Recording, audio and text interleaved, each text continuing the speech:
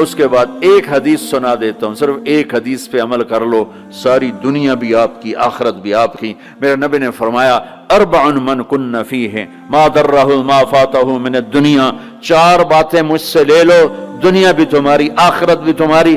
صدق حدیث، ہمیشہ سچ بولنا، جھوٹ نہ بولنا، ہمیشہ سچ بولنا، جھوٹ نہ بولنا۔ حفظ امانت، کسی کو دھوکہ نہ دینا، کسی کو دھوکہ نہ دینا۔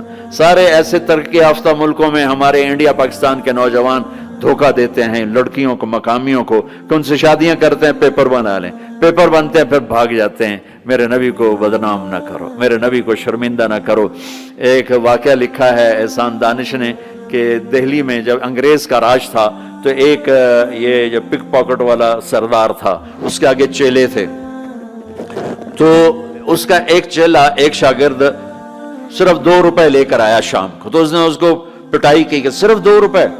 اس نے کہا استاد آج بہت موٹا مال کمایا تھا، آج ایک انگریز کی جیب کاٹی تھی، اس میں بڑے پیسے تھے، لیکن جب میں 4 قدم چلا تو مجھے خیال آیا کہ قیامت کے دن اگر عیسیٰ علیہ السلام نے میرے نبی کو گلہ دے دیا کہ آپ کے امتی نے میرے امتی کی جیب کاٹی تھی، تو مجھے ان کی وجہ سے، میری وجہ سے میرے نبی کو شرمندہ نہ ہونا پڑے، تو میں نے جا کر اس کو واپس کر دیے اور یہ 2 روپے اپنے دے کھسکا کے لائیں۔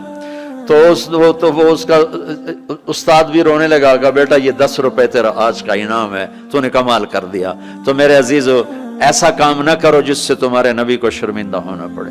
یہاں رہتے ہو صحیح طریقے سے پیپر بناؤ، غلط طریقے سے پیپر مت بناؤ، ٹیکس چوری مت کرو، ٹیکس کی چوری کے لیے ہیلے بہانے جھوٹ مت کرو۔ مسلمان سچ بولتا ہے، جھوٹ نہیں بولتا، مسلمان دھوکہ نہیں دیتا، دیانتداری سے کام کرتا ہے۔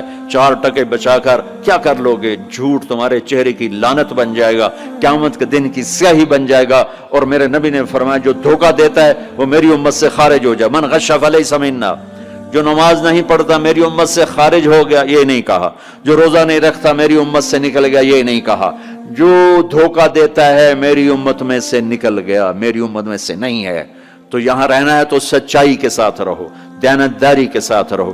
شادیاں کی ہیں تو پھر نبھاؤ، پھر اس سے نبھاؤ، پہ فراڈ نہ کرو۔ ایک دن آنے والا ہے تمہیں اللہ کے سامنے کھڑے ہونا ہے، تمہارے دھوکے فراڈ سارے کھول کے اللہ تعالیٰ الگ دکھا دے گا، اور اس دن شرمندگی ایسی ہوگی کہ کہیں چھپنے کی جگہ بھی نہیں ملے۔ تو اللہ کے واسطے ایسے مسلمان بنو کہ تمہارے ذریعے سے تمہارا اسلام چمکے، روشن ہو، یہاں کی حکومت تمہاری تعریف کرے۔ یہاں کی حکومت تمہیں کتنی مذہبی آزادی دے رکھی، کتنی آسانیاں دے رکھی ہیں، تو ان کے ساتھ چیٹنگ مت کرو، ان کو دھوکہ مت دو، ان کے ساتھ فراڈ مت کرو، ان کا ٹیکس نہ چوراؤ، ان کو پورا ٹیکس دو، جتنا وہ تمہارا بنتا ہے سارا دو، اللہ تمہیں یہ تمہارا صدقہ بنے گا۔ زکوٰۃ تو مسلمان کو دی جاتی ہے، یہاں تمہیں نظر نہیں آتا، اپنے پاکستان میں، انڈیا میں زکوٰۃ بھیجو، لیکن صدقات ان کالوں کو دو جو غربت کے مارے تمہارے گھروں میں کام کرتے ہیں، تمہارے پاس کام کرتے ہیں، ان کو صدقات دو، نفلی صدقات، ان کو جتنا دے سکتے ہو دو، یہ تمہارے ہمدرد بنیں گے، تم سے محبت کریں گے، تم سے تمہارے قریب آئیں گے، تمہارے احسان مند ہوں گے۔ مسلمان بخیل نہیں ہوتا، مسلمان سخی ہوتا ہے۔ تم ایسے جوڑ کے کیا کرو گے؟ قبر میں کتنے لے کے جاؤ گے؟ تو میرے نبی نے فرمایا ایک سچ بولو، ایک دھوکہ نہ دو۔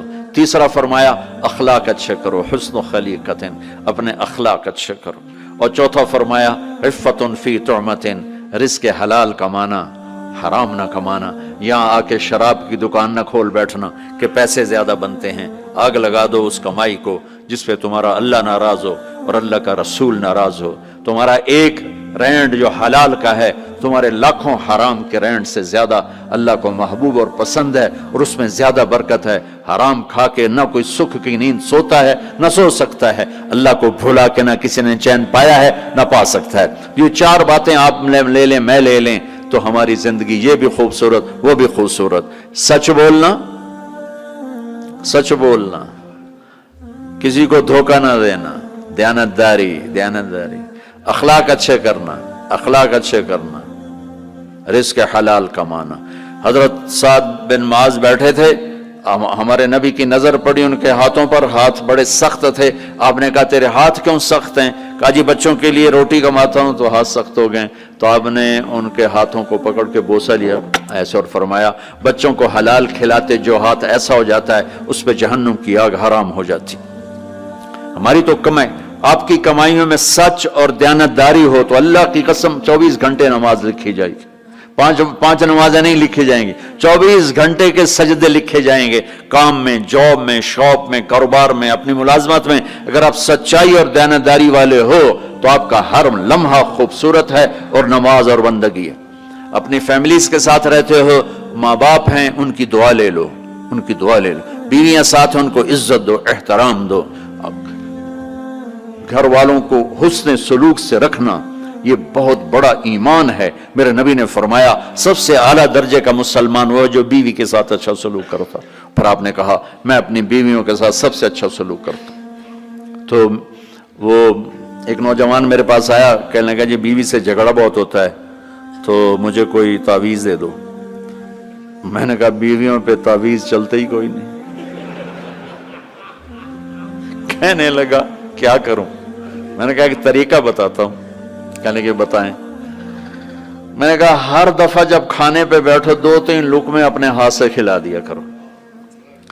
کہنے لگا اس سے کیا ہوگا؟ میں نے کہا یہ تو تم بعد میں دیکھو گے کیا ہوگا، تم کرو تو صحیح. کوئی 2 ہفتے گزرے، میری اس کی اچھی دوستی تھی، اللہ اس کی بخشش فرمائے، تو فوت ہو گیا. میں نے پوچھا، اس کا فون آ گیا نا، تو میں نے پوچھا وہ میری بات پہ عمل کیا؟ کہنے لگا نہیں. میں نے کہا کیوں؟ کہنے لگا شرم آتی. میں نے کہا لڑتے ہوئے شرم نہیں آتی؟ بولا عورت بھی کوئی ذات ہے جس سے لڑا جائے. وہ غصے میں بھی آئے تو کمزور ہے، کمزور سے درگزر کرنا ہی انسانیت ہے. میرے نبی نے فرمایا شریف آدمی بیوی سے دب کے چلتا ہے اور کمینہ آدمی بیوی کو دبا کے چلتا ہے. تو میں کمینہ بن کے نہیں رہنا چاہتا، میں شریف بن کے رہنا چاہتا ہوں. یغلبہن اللئیم ویغلبن الکریم لان اکون مغلوبا کریما احب علی من ان اکون لئیما غالبا. سبحان اللہ. کہ میں شرافت والا بننا چاہتا ہوں، کمینہ نہیں بننا چاہتا. میں نے کہا تمہیں لڑتے ہوئے شرم نہیں آتی؟ گاما پہلوان پنجاب والوں نے سنا ہوگا، بہت بڑا رستم تھا. وہ پارٹیشن کے بعد پاکستان آ گیا لاہور، تو سبزی لے رہا تھا تو بھاؤ تاؤ پہ کوئی ہو گیا جھگڑا، تو وہ دکاندار کے پاس گلاس، اس نے گلاس اٹھا کے مارا گامے کو، اس کے یہاں لگا، خون نکل آیا.